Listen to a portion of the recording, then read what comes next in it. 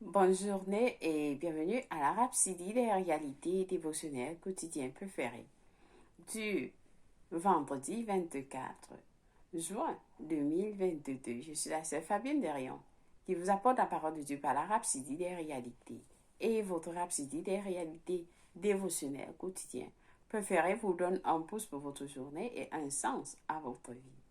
Alors soyez bénis. Voilà que vous prenez la dose quotidienne de la parole de Dieu en ce jour béni. Alléluia. Nous sommes vendredi 24 juin et c'est la journée mondiale, la journée globale de prière avec notre homme de Dieu. Et nous allons prier pendant 24 heures. Alors, vous ne voulez pas rater cela.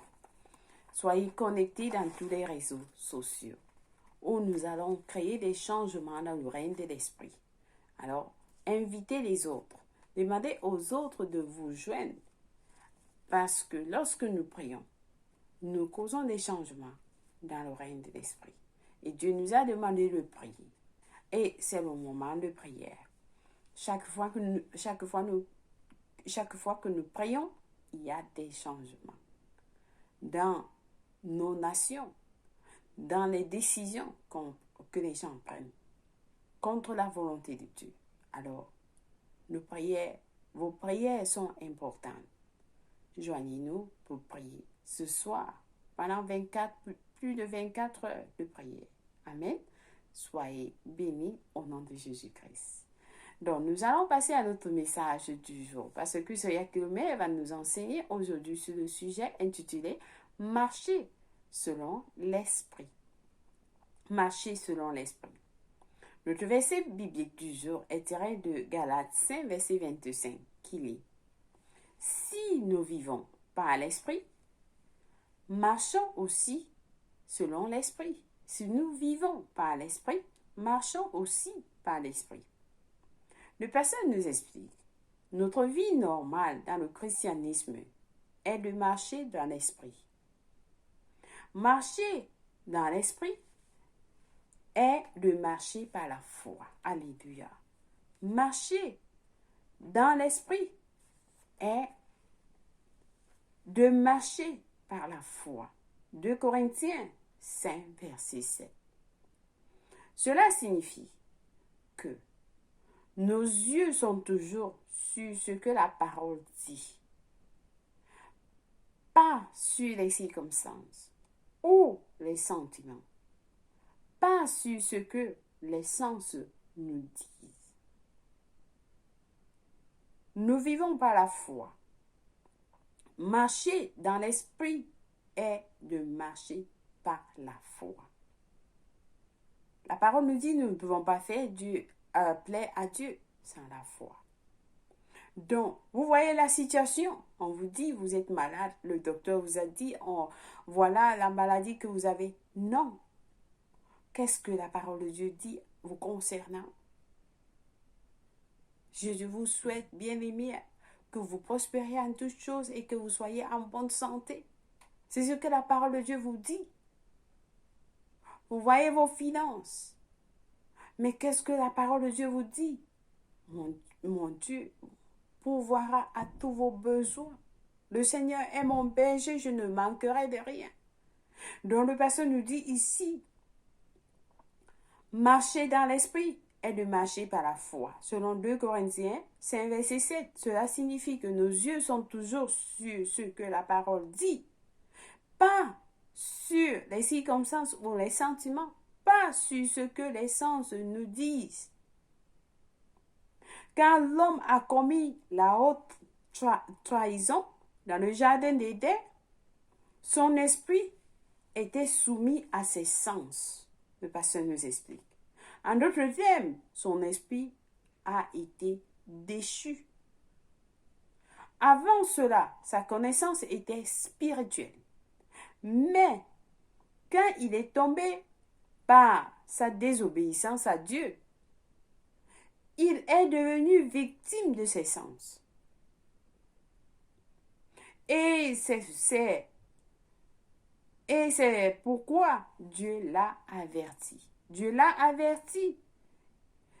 Mais tu ne mangeras pas de l'arbre de la connaissance du bien et du mal, car le jour où tu en mangeras, tu mourras.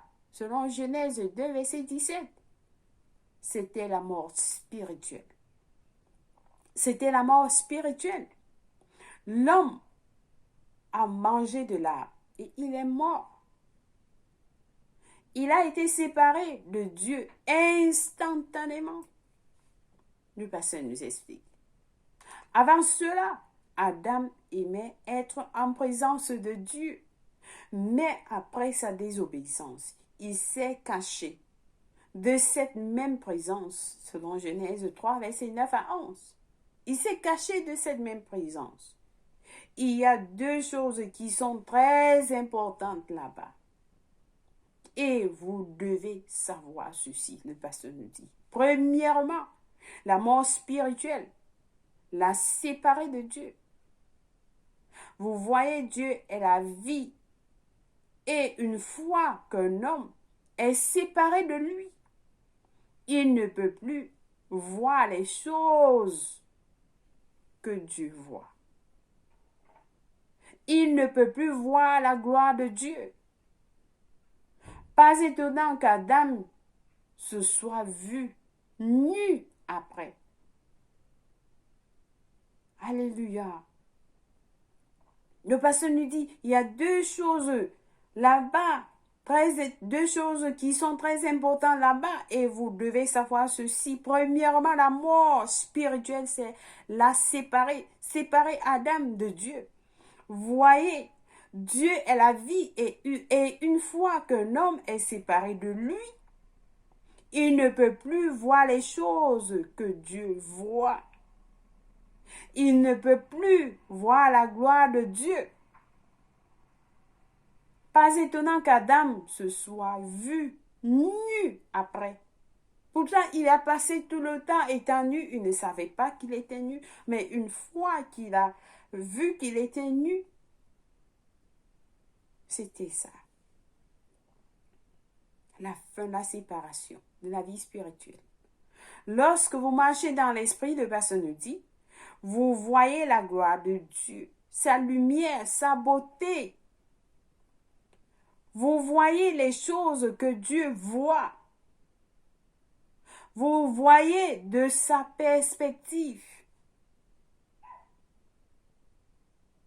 Mais quand votre esprit ne marche pas dans la lumière de Dieu, vous verrez ce que les ténèbres vous montrent. Vous verrez ce que les sens voient. C'est ce qui est arrivé à Adam dans le jardin. Donc c'est important de marcher dans l'esprit. Lisez la parole. Suivez ce que la parole vous dit. Qu'est-ce que Dieu dit de vous? Qu'est-ce que Dieu pense de vous? Ne pensez pas, ne voyez pas les choses comme le monde voit les choses. Vous voyez selon la perspective de Dieu. Romains 9, verset 8 dit, ce ne sont pas les enfants de la chair qui sont enfants de Dieu. Les enfants de la chair sont ceux qui sont gouvernés par leur sens. Mais grâce à Dieu, vos liens avec le premier Adam ont été rompus complètement et pour toujours. Vous êtes nés à l'image du Seigneur des cieux et vous devriez marcher en conséquence dans l'esprit et par l'esprit. Alléluia. Nous sommes des enfants de Dieu. Nous marchons par l'esprit parce que Dieu est esprit. Le pasteur continue en disant, si vous marchez dans l'esprit, vous verrez que vous avez été placé au-dessus des problèmes. des échecs, des frustrations, des ténèbres, de la corruption dans ce monde physique.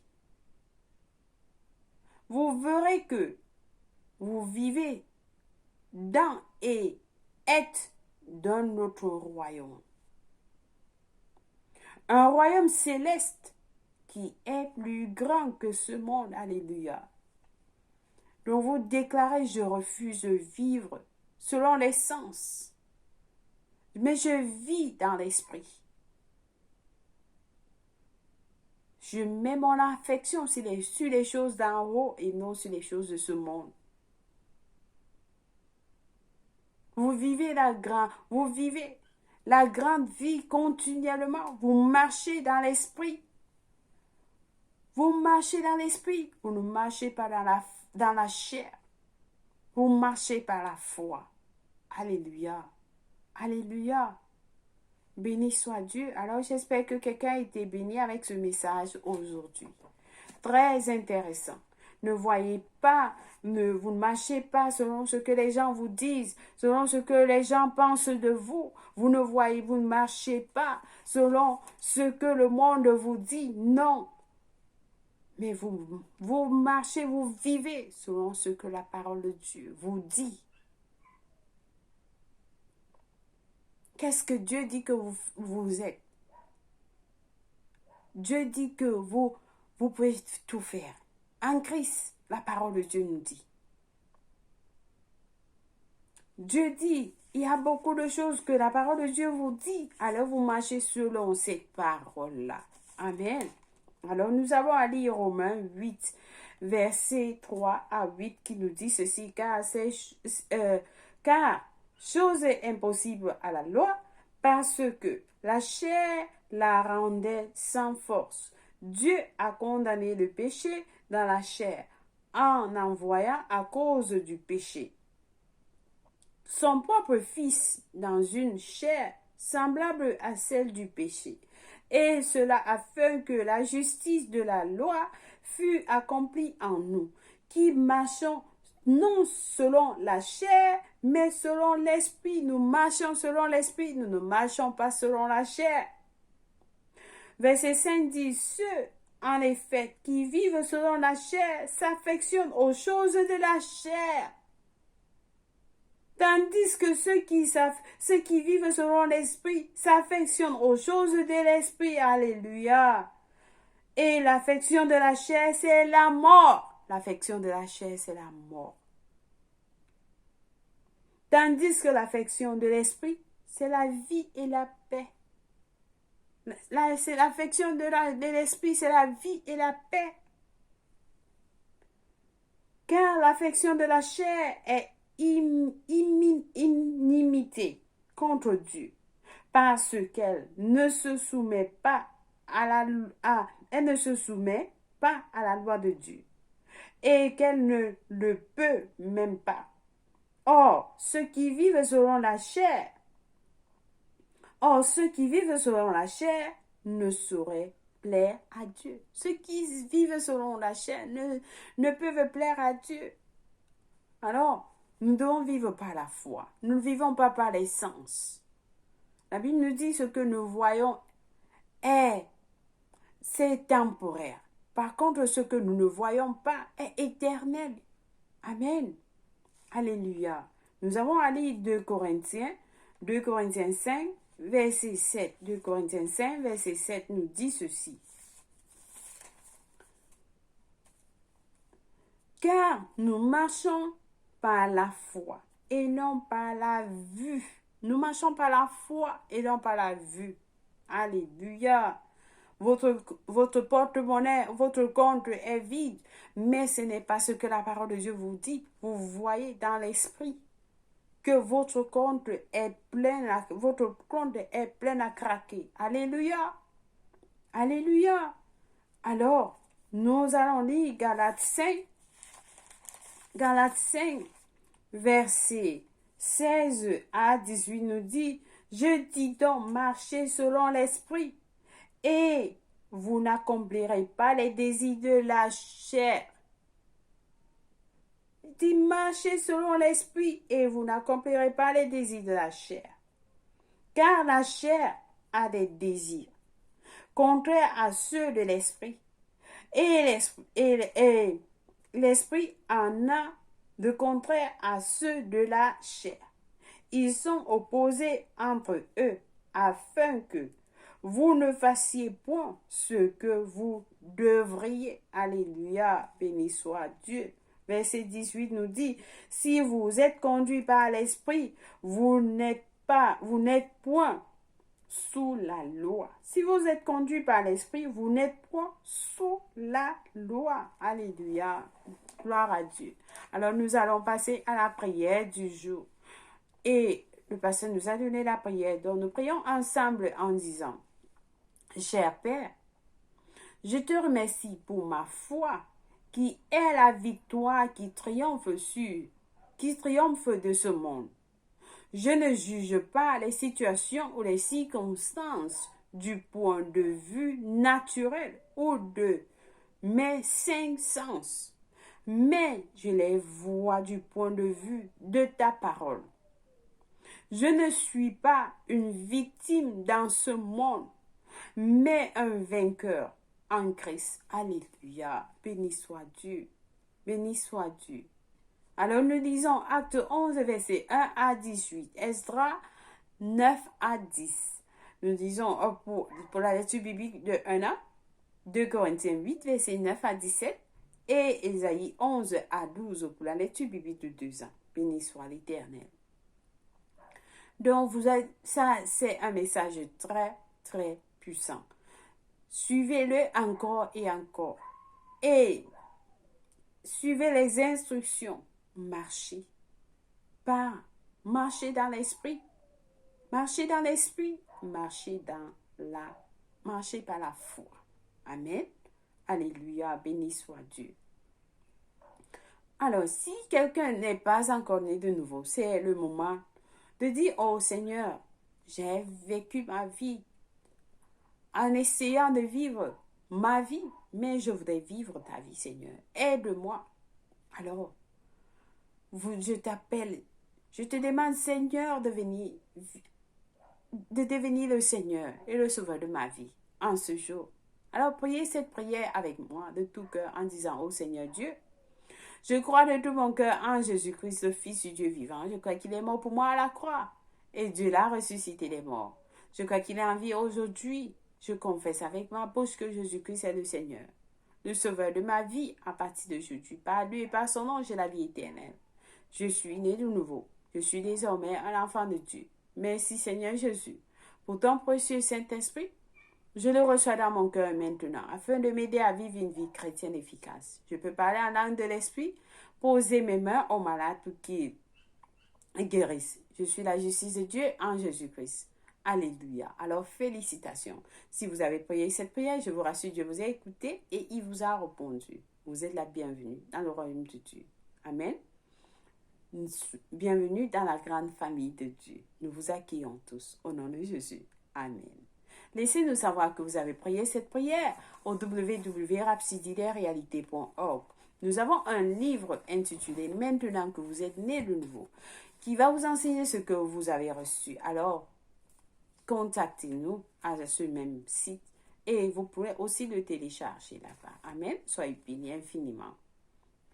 Joyeux anniversaire à vous si c'est votre anniversaire en ce jour glorieux. Que Dieu vous bénisse et qu'il vous comble. Au nom de Jésus-Christ. Amen.